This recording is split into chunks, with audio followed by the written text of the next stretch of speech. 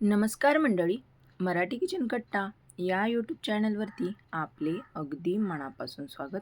तर आज आपण फ्लावरची मिक्स भाजी बनवतोय, वाटाणा बटाटा आणि फ्लावर. तर ही भाजी एवढी साधी आणि सोपी आहे आणि कमी साहित्यात होणारी आहे, तर तुम्हाला नक्कीच आवडेल. तर व्हिडिओ शेवटपर्यंत नक्की पहा.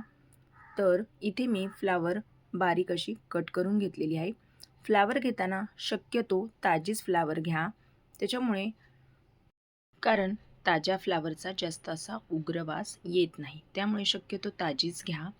आणि जर आपल्याकडे शिळी असेलच तर मग काय करायचं, त्याला गरम पाण्यामध्ये एक अर्ध्या तासासाठी आपल्याला भिजत ठेवायचं आहे. त्यामध्ये 1 चमचा आपल्याला मीठ घालायचं आहे. यामुळे काय होतं की जो फ्लावरचा उग्र वास असतो ना, तर तो कमी येतो. आता इथे मी वाटाणा बटाटा आणि फ्लावर हे चांगलं स्वच्छ असं धुवून घेतलेलं आहे आणि आपण याला अर्ध्या तासासाठी भिजत घालणार आहोत आणि नंतर याची भाजी बनवणार आहोत. तर आता इथे मी कढई गरम करायला ठेवलेली आहे. तर त्यामध्ये 2 चमचे तेल घालायचं आहे. तेल छान असं गरम झालं की त्यामध्ये जिरे मोहरी आपल्याला घालायची आहे.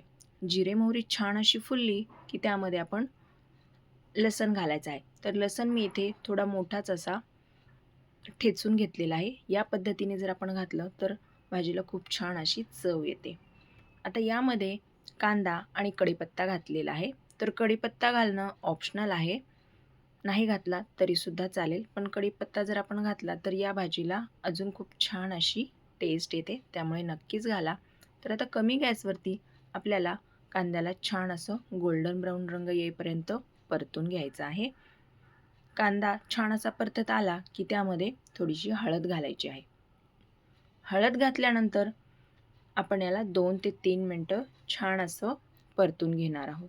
तर गॅसची फ्लेम आपल्याला कमीच ठेवायची आहे. जास्त जर ठेवली तर आपला कांदा लवकर करपला जातो किंवा तो भाजला जातो जास्त, मग भाजीला चव चांगली येत नाही. आता यामध्ये वाटाणा बटाटा आणि फ्लावर आपल्याला चांगलं असं मिक्स करून घ्यायचं आहे आणि परतून घ्यायचं आहे.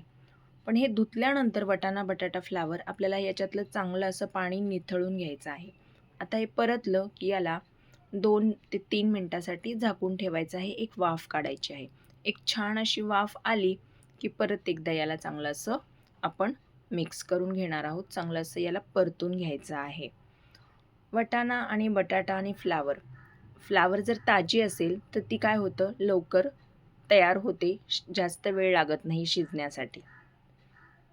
आता यामध्ये चवीनुसार मीठ घालून घेऊया. मीठ घातल्यानंतर सुद्धा याला परतवायचं आहे. छान असं याला आपण परतून घेणार आहोत. 2 ते 3 मिनटं चांगलं याला असं परतून घ्यायचं आहे.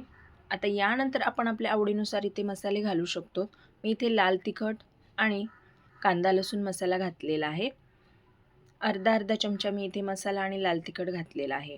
तर तुम्ही तुमच्या आवडीनुसार इथे चवीनुसार कमी जास्त नक्कीच करू शकतात. आता याला चांगलं मिक्स करून घ्यायचं आहे. तर ही भाजी आपण सकाळच्या घाईमध्ये टिफिनसाठी, मुलांच्या टिफिनसाठी किंवा मोठ्यांच्या डब्यासाठी आपण बनवू शकतो. तर आता यामध्ये भाजलेल्या शेंगदाण्याचा मी कूट घातलेला आहे. तर 2 चमचे मी इथं कूट घातलेला आहे भाजलेल्या शेंगदाण्यांचा. तर हा घालणं ऑप्शनल आहे. तुम्हाला आवडत असेल तर घाला, नाही घातलं तरीसुद्धा चालेल. तर घातल्यामुळे काय होतं, शेंगदाणे घातल्यामुळे भाजीला आणखीन छान अशी चव येते. आता आपण यावरती थोडीशी कोथिंबीर घालून घेऊया. आता कोथिंबीर घातल्यानंतर छान असं याला परत एकदा मिक्स करून घ्यायचं आहे, परतून घ्यायचं आहे. हे पहा, तयार झालेली आहे आपली फ्लावरची भाजी.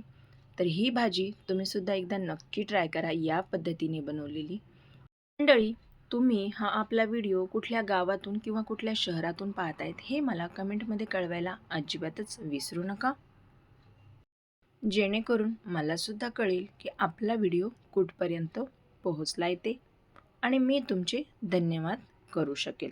तर मंडळी, आजचा व्हिडिओ जर आवडला असेल तर व्हिडिओला एक लाईक नक्की करा. आणि जर तुम्ही चॅनलवरती नवीन असाल आणि अजूनही चॅनलला सबस्क्राईब केले नसेल तर कृपया करून घ्या.